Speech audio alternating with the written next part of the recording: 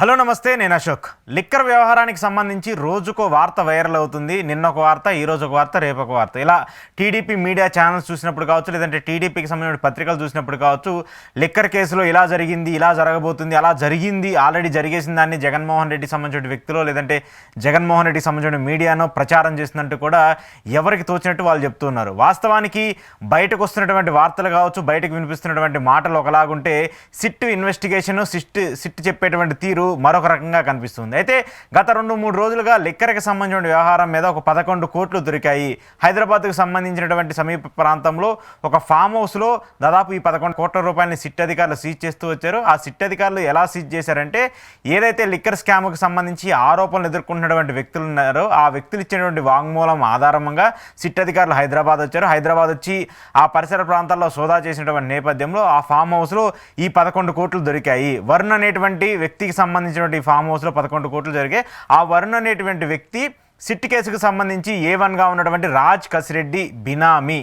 ఇది ఇప్పుడు TDP media కావచ్చు, టీడీపీకి సంబంధించిన పత్రికలు ఎక్కువగా చెప్తూ ఉన్నాయి. సో రాజ్ కసిరెడ్డికి సంబంధించిన బినామీకి సంబంధించి ఆయన ఏదైతే వరుణ్ అనేటువంటి వ్యక్తి ఉన్నారో ఆయనకి వేల కోట్లకు సంబంధించిన ఆస్తులు ఉన్నాయి, ఇంజనీరింగ్ కాలేజీలు ఉన్నాయి, ఆయన సినిమాలు తీస్తూ వచ్చాడు, చాలా ప్రొడ్యూసర్గా ఉంటూ వచ్చాడు, ఇలా చాలా ఆస్తులన్నీ ఉన్నాయనేది కూడా ఆరోపణ. సో ఇలాంటి నేపథ్యంలో ఏవైతే ఈ 11 కోట్లు దొరికాయో ఈ 11 కోట్లకు సంబంధించి రాజ్ కసిరెడ్డికి సంబంధించిన బినామీగా ఉన్నటువంటి వ్యక్తికి సంబంధించి ఇంట్లో రాజ్ కసిరెడ్డి 2024 జులైలో ఈ డబ్బులన్నీ ఇస్తూ వచ్చారు. ఇచ్చినటువంటి నేపథ్యంలో ఇప్పుడు వేరే ఒక అతను ఆరోపణలో ఎదుర్కొన్నటువంటి వ్యక్తి ఇచ్చినటువంటి వాంగ్మూలం ప్రకారం మేము అక్కడికి వెళ్ళి విచారణ చేసి వాటన్నిటిని సెర్చ్ చేసిన తర్వాత నిజంగానే అక్కడ 11 కోట్లు దొరికాయి. ఆ 11 కోట్లు కూడా 12 పెట్టెల్లో పెట్టేసి కేవలం 500 నోట్ల రూపాయలు మాత్రమే 11 కోట్లు 12 పెట్టెల్లో పెట్టేసి ఉన్నాయి. అవన్నీ కూడా సిట్ అధికారులు తీసుకొని విజయవాడకు వచ్చారనేది ఇప్పుడు టీడీపీ చేస్తున్నటువంటి పెద్ద ఆరోపణ, సిట్ కూడా చెప్తున్నటువంటి ఆరోపణ. అయితే ఇదే కేసుకు సంబంధించి, లిక్కర్ కేసుకు సంబంధించి ఈరోజు ఏసీబీ కోర్టులో లిక్కర్ నిందితులుగా ఆరోపించబడుతున్నటువంటి వ్యక్తులు ఎవరైతే ఉన్నారో వాళ్ళందరూ కూడా ఈరోజు ఏసీబీ కోర్టుకు వచ్చారు. ఏసీబీ కోర్టుకు వచ్చినటువంటి నేపథ్యంలో కొన్ని కీలక వ్యాఖ్యలను చేస్తూ వచ్చారు వీళ్ళందరూ కూడా. చెవిరెడ్డి భాస్కర్ రెడ్డి కావచ్చు, అలాగే సజ్జల శ్రీధర్ రెడ్డి కావచ్చు, మిథున్ రెడ్డి కావచ్చు, ప్రస్తుతం A1గా ఉండి ఇన్ని ఆరోపణలు ఎదుర్కొంటున్నటువంటి రాజ్ కసిరెడ్డి కావచ్చు. రాజ్ కసిరెడ్డి ఏసీబీ కోర్టు ముందు ఈరోజు కొన్ని కీలక వ్యాఖ్యల్ని చెప్తూ వచ్చాడు. ఆయన చెప్పినటువంటి వ్యాఖ్యలు ఏంటంటే, గత 2-3 రోజులుగా మీడియాలో పెద్ద ఎత్తున 11 కోట్లు దొరికాయి, ఆ 11 కోట్లు కూడా నాకు సంబంధించినవి, నా బినామీ అంటూ కూడా పెద్ద ఎత్తున ఆరోపణలు వస్తూ ఉన్నాయి. దానికి సంబంధించి నేను కొన్ని ప్రశ్నలు మీ ముందు ఉంచదలుచుకున్నాను. ఒకవేళ నిజంగానే అలాంటి ఆరోపణలు లేదంటే ఆ 11 కోట్లు నావే అయితే నేను చెప్పినట్టు చేయండి ఒక్కసారి. దానికి సంబంధించి టీడీపీ మీడియా కావచ్చు, సిట్ కావచ్చు, ఎలాంటి దొంగ ఆరోపణలు చేస్తుందో, నాకు బెయిల్ రాకుండా ఎలాంటి కుట్రలు చేస్తుందో మీకు తెలిసిపోతుందంటూ కూడా ఆయన మాట్లాడుతూ వచ్చారు. అయితే రాజ్ కసిరెడ్డి చెప్పినటువంటి ప్రధాన ఆరోపణ ఏంటంటే, నేను నా వయసు 43 సంవత్సరాల వయసు ఉన్నటువంటి ఒక వ్యక్తికి సంబంధించి 45 సంవత్సరాల క్రితం రిజిస్టర్డ్ అయినటువంటి ఒక ఫామ్ హౌస్కు సంబంధించి, ఆ ఫామ్ హౌస్కు సంబంధించిన అంశాలకు సంబంధించి నాది ఎలా అవుతుంది అనేటువంటి అంశాన్ని ఆయన చెప్తున్నాను. అంటే పుట్టక ముందు నుంచే నా మీద బినామీ ఆస్తులు ఏమైనా ఉంటాయా, లేదంటే నాకు సంబంధించి బినామీలకు నేనేమన్నా ఆస్తులు అప్పచెప్తానంటూ కూడా ఆయన మాట్లాడుతూ వస్తున్నారు. దాంతోపాటు నాకు తరతరాలుగా మా తాతల నుంచో తండ్రుల నుంచో లేదంటే నేను సంపాదించుకున్నటువంటి ఆస్తులన్నింటినీ కూడా ప్రస్తుతం సిట్ అవన్నీ కూడా అక్రమ ఆస్తులు అంటూ కూడా మాట్లాడుతూ వచ్చింది.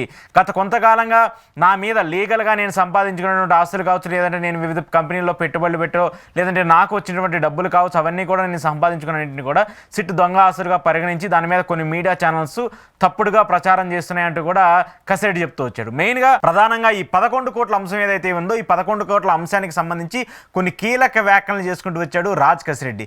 ఒకవేళ నేను ఆ 11 కోట్లు ఇచ్చానని చెప్తున్నట్టు ఏదైతే సిట్ చెప్తుందో ఆ సిట్ చెప్పినటువంటి అంశాలను కానీ మీరు నిజమని నమ్మితే నా వైపు నుంచి కూడా కొన్ని అంశాలను కూడా పరిశీలించాల్సిన బాధ్యత మీకు ఉంటుందంటూ కూడా ఆయన చెప్తూ, అన్నీ కూడా 11 కోట్లు అన్నీ కూడా 500 నోట్లుగానే ఉన్నాయి. ఎక్కడా కూడా 2000 నోట్లు లేదంటే 200 నోట్లు ఏం లేవు. మొత్తం 11 కోట్లు కూడా 500 నోట్లు ఉన్నాయి. ఆ 11 కోట్లకు సంబంధించి ఏదైతే సిరీస్ నెంబర్ ఉంటుందో, సీరియల్ నెంబర్ ఉంటుందో ఒక్కసారి చెక్ చేయండి. చెక్ చేసి దాన్ని ఆర్బీఐ దగ్గరికి పంపించి, ఆర్బీఐకి పంపించిన తర్వాత ఇది ఎప్పుడు ప్రింట్ అయ్యాయి, ఈ ఆర్బీఐకి సంబంధించిన నోట్లు ఎప్పుడు ప్రింట్ అయ్యాయో వాళ్ళ దగ్గర డేటా ఉంటుంది కాబట్టి ఆ డేటా మొత్తం కూడా మీరు ఒక్కసారి వెరిఫై చేస్తే 2024 కంటే ముందు ప్రింట్ అయి ఉంటే, ఒకవేళ నేను ఇచ్చానని చెప్పేసో లేదంటే ఈ 11 కోట్లు నావే అని చెప్పేసి నేను ఒప్పుకుంటాను. ఆ తర్వాత 2024 జూన్ తర్వాత ఒకవేళ ప్రింట్ అయి ఉన్నాయని చెప్పేసి ప్రూవ్ అయితే మాత్రము ఇది ఖచ్చితంగా సిట్ కట్టు కథగానే మీరు భావించాలంటూ కూడా ఆయన మాట్లాడుతున్నారు. సో రాజ్ కసిరెడ్డి చెప్పినటువంటి ఒక అంశాన్ని కూడా మేము మీకు చూపించే ప్రయత్నం చేస్తాను. వాస్తవానికి మనకి ప్రస్తుతం పెద్ద ఎత్తున చలానాలో ఉన్న నోట్లు ఏమైనా ఉంటాయంటే 500 నోట్లు, ఇప్పుడు కొద్దిగా 200 నోట్లు ఎక్కువ కనిపిస్తున్నాయి. 2000 నోట్లు మాత్రం ఎప్పుడు కనిపించట్లేదు. సో యూపీఐ పేమెంట్స్ బాగా పెరిగిపోయిన తర్వాత క్యాష్ని పెద్ద ఎత్తున ఎవరు కూడా వారే పరిస్థితులు అయితే కనిపించట్లేదు. సో ఇప్పుడు ఈ అంశానికి సంబంధించి చూసుకుంటే రాజ్ కసిరెడ్డి ఆరోపిస్తున్నటువంటి అంశం ఏదైతే ఉందో, ఈ 500 నోట్ల మీద బార్ కోడ్ చాలా మందికి తెలిసే ఉంటుంది. ఈ బార్ నెంబర్ ఉంటుంది కదా, ఈ బార్ నెంబర్ ఒకసారి మీరు పరిశీలించండి, ఆర్బీఐ దగ్గర పంపించండి. ఆర్బీఐ దగ్గరికి ఈ డేటా పంపించిన తర్వాత ఆ నోట్లన్నింటినీ కూడా మీరు పరిశీలించిన తర్వాత ఈ నోట్లన్నీ కూడా జూన్ 2024 ముందు నేను ఆ డబ్బులన్నీ కూడా అక్కడ పెట్టానని చెప్పేసి ఏదైతే సిట్ ఆరోపిస్తుందో అంతకు ముందు సంబంధించి ప్రింట్ అయిన ఉంటే ఓకే, నిజంగానే నేను తప్పు చేశాను, లేదంటే నిజంగానే ఆ డబ్బులు నామని చెప్పేసి ఒప్పుకుంటా. అలా కాకుండా ఆ నోట్లలో ఏదన్నా ఒక్క నోట్ అయినా సరే 2024 జూన్ తర్వాత ప్రింట్ అయి ఉంటే మాత్రం ఖచ్చితంగా ఇది సిట్ కట్టు కథగానే మీరు భావించండి అంటూ కూడా కోర్టు ముందు బోరును ఏడుస్తూ రాజ్ కసిరెడ్డి వెలిపిస్తూ వచ్చారు. సో 2024 ఎన్నికలకు సంబంధించి 3500 కోట్ల లిక్కర్ డబ్బులన్నింటినీ కూడా ఎన్నికల్లో పంచడానికి జగన్మోహన్ రెడ్డి వేల కోట్ల ప్రజాధనాన్ని దోచేసి ఇలా డబ్బులు సంపాదించి కొన్ని డెన్నులు క్రియేట్ చేసి ఇటు విజయవాడలోనో హైదరాబాద్లోనో కొన్ని ఫామ్ హౌస్లు ఏర్పాటు చేసి ఇలా దాచిపెట్టుకుంటూ వచ్చారని చెప్పేసి ఏదైతే మీడియా ప్రచారం చేస్తుందో, ఒకవేళ అది నిజంగానే జరిగితే ఇప్పుడు ఆ 11 కోట్లు ఏవైతే దొరుకుతూ వచ్చాయో ఆ 11 కోట్లు కూడా రాజ్ కసిరెడ్డికి సంబంధించి బినామీ అయి ఉంటే మరి రాజ్ కసిరెడ్డి చెప్పింది కూడా ఖచ్చితంగా పరిశీలించాల్సిన బాధ్యత ఇప్పుడే సిట్టుకుంటుంది కదా.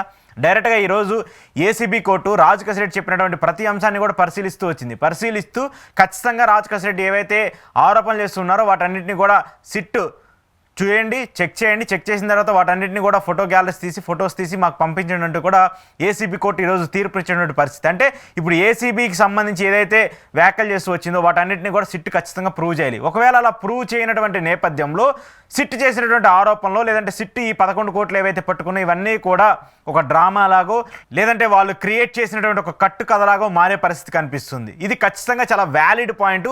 లిక్కర్ కేసుకు సంబంధించి ఇదే కీ పాయింట్గా మారబోతుంది. లిక్కర్ కేసుకు సంబంధించి నెక్స్ట్ స్టెప్కి వెళ్ళాలన్నా లేదంటే నెక్స్ట్ స్టెప్లో ఎవరెవరు కీలక వ్యక్తులు అని చెప్పేసి మీరు ఆరోపణలు చేస్తున్నారో, మీరు జగన్మోహన్ రెడ్డిని అరెస్ట్ చేయాలని చెప్పేసి మీరు ఎలా అయితే మాట్లాడుతున్నారో, ఈ ఇష్యూ మాత్రం సాల్వ్ అవ్వకపోతే మాత్రం ఖచ్చితంగా దీనికి సంబంధించి ఇది కట్టు కథగానో ఈ లిక్కర్ కేసే ఒక ఫ్యాబ్రికేటెడ్ కేసుగానో మారే అవకాశాలు ఉన్నాయి. కాబట్టి దీన్ని సిట్ ఖచ్చితంగా ప్రూవ్ చేయాల్సినటువంటి పరిస్థితి ఉంటుంది. దాంతోపాటు ఈరోజు ఏసీబీ కోర్టులో వీళ్ళందరూ కూడా హాజరైనటువంటి నేపథ్యంలో ఎవరికి వాళ్ళు తోచినట్టుగా ఎవరికి వాళ్ళు మాట్లాడుతూ వస్తున్నారని చెప్పేసి బయట ఏదైతే చర్చలు జరుగుతున్నాయో, మీడియాలో ప్రచారాలు జరుగుతున్నాయో వాటన్నిటినీ కూడా ఆరోపణలు ఎదుర్కొన్నటువంటి బాధితులందరూ కూడా గట్టిగా మాట్లాడుతూ వచ్చారు. చెవిరెడ్డి భాస్కర్ రెడ్డి కావచ్చు, ఎంపీగా ఉన్నటువంటి మిత్రుడు రెడ్డి కావచ్చు, వీళ్ళందరూ కూడా కోర్టు ముందు కొంత విలిపించినటువంటి పరిస్థితి కూడా కనిపిస్తుంది. చెవిరెడ్డి భాస్కర్ రెడ్డి అయితే డైరెక్ట్గా ఆయన మాట్లాడుతూ వచ్చింది ఏంటంటే, మా కుటుంబానికి సంబంధించి లిక్కర్ వ్యాపారం చేస్తూ లేదంటే మద్యం తాగి మా కుటుంబంలో ఉన్నటువంటి చాలామంది వ్యక్తులు చనిపోతూ వచ్చారు.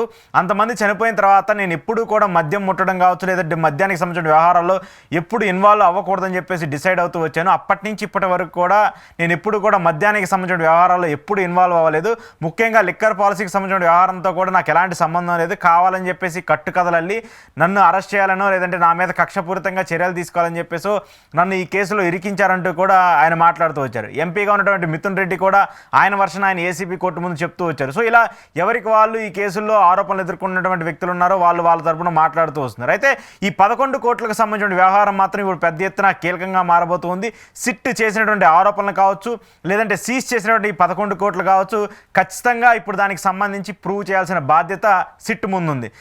మరి ఆశ్చర్యమో లేదంటే నిజంగానే అనుకోకుండా ఇలా 11 కోట్లు మాత్రమే అక్కడ పెట్టుకుంటూ వచ్చారో ఏమో తెలియదు. కానీ వైసీపీ పార్టీకి మొన్నటి ఎన్నికల్లో 11 సీట్లు వచ్చాయి.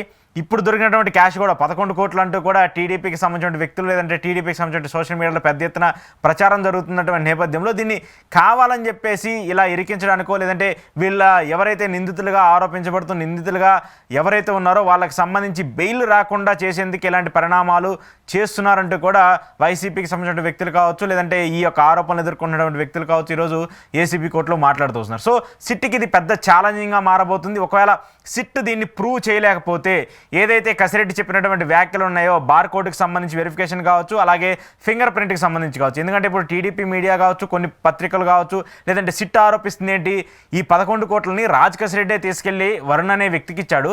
ఆ వరుణ్ అనే వ్యక్తి తన ఫామ్ హౌస్లో దాచిపెట్టుకున్నాడు, ఏదో బస్తాల వెనకాల దాచిపెట్టేశారు. సో సిట్టికి అతన్ని ఆ ఇన్ఫర్మేషన్ వేరే ఒక వ్యక్తి ఇచ్చాడు. ఆ వ్యక్తి ఇచ్చి వెళ్ళి మేము అక్కడ చెక్ చేయగానే నిజంగానే అక్కడ 11 కోట్లు ఉన్నాయి, ఆ 11 కోట్లు కూడా 12 బాక్సుల్లో ఉన్నాయని చెప్పి చెప్తున్నారు. ఈ అంశాలన్నిటికీ సంబంధించి ఒక క్లారిటీ మాత్రం సిట్ ఇవ్వకపోతే ఇది ఒక ఫ్యాబ్రికేటెడ్ కేసుగా, ఇది కక్షపూరితంగానో లేదంటే ప్రతిపక్ష పార్టీని ఇబ్బంది పెట్టేందుకోనో లేదంటే జగన్మోహన్ రెడ్డిని ఇరికించడం కోసం జరిగేటువంటి ఒక ప్రయత్నంగానే చూడాల్సి వస్తుంది.